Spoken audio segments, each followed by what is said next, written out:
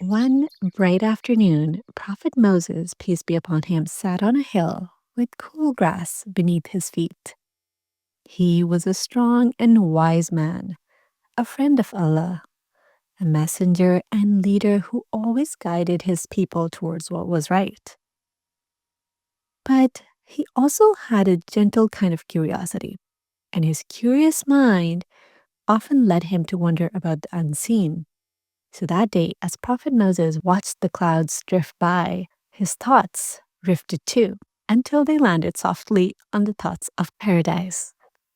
He pictured sparkling rivers and beautiful gardens and neighbors who greet one another with peace. Then a question formed in his heart.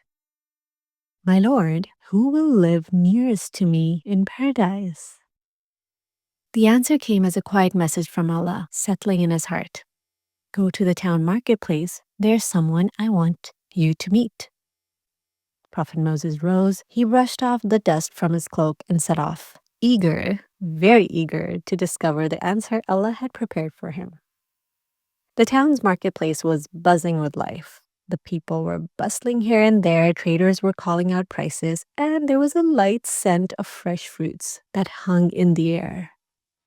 But as Prophet Moses moved through the noise, his eyes were drawn to one small corner. It was as if he was being guided there. In that corner, a young man was working. He was a butcher. His sleeves were rolled up and he was slicing the meat very, very neatly, wrapping it up with pristine care and passing it on to his customers. Prophet Moses watched for a long while. He noticed how this man spoke to each shopper with really kind and warm words. But he was just an ordinary man doing his job. Prophet Moses didn't see anything special, but he stayed curious. When the day's bustle slowed down, Prophet Moses stepped forward. Peace be upon you, he said kindly. May I be your guest today?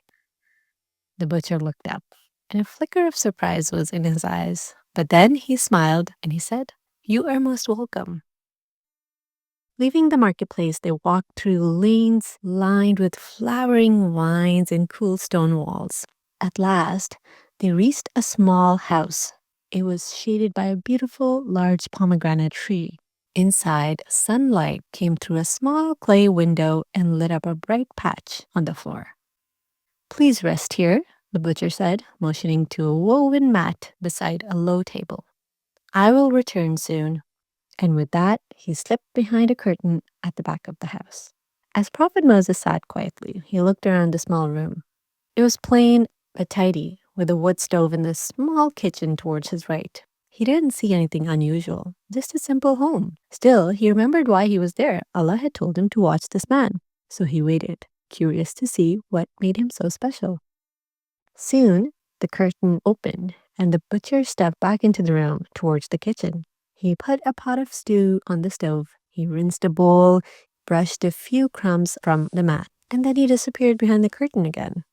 A few minutes later, the curtain moved once again, and he came out to sweep the floor, sprinkled some herbs into the stew, and went back behind the curtain again.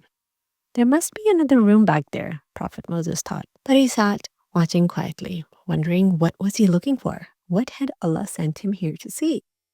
Eventually, the butcher brought food for the Prophet.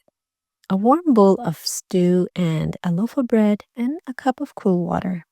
He set the meal before him and with a quiet nod, slipped once more back behind the curtain.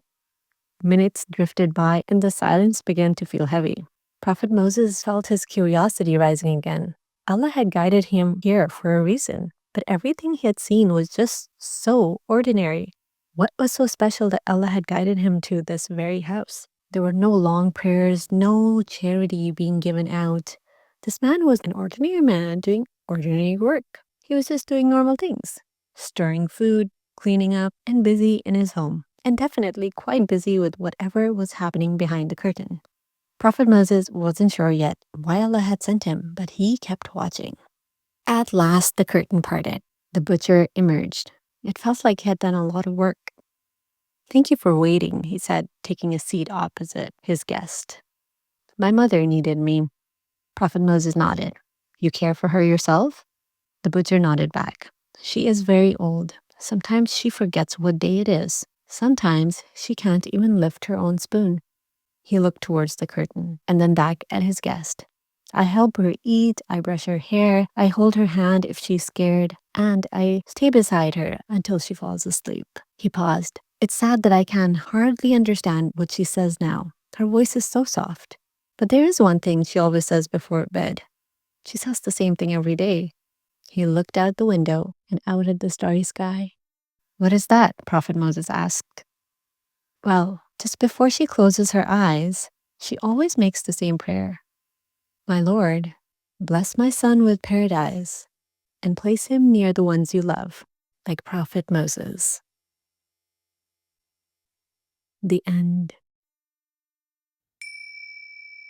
So, what can we learn from this story?